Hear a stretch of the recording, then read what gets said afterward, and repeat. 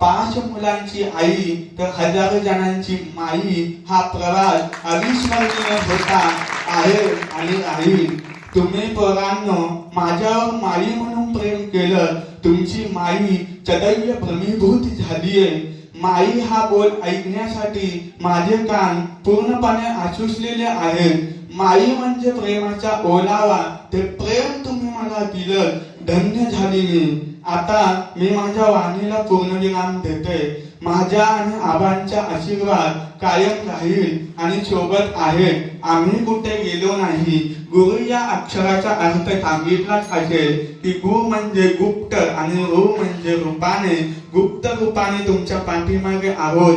ही संख्या आपल्याला काही कमी पडू देणार नाही. माई या अक्षराचा अर्थ असा आहे की मा म्हणजे मनाची अवस्था आणि ई म्हणजे ईश्वर.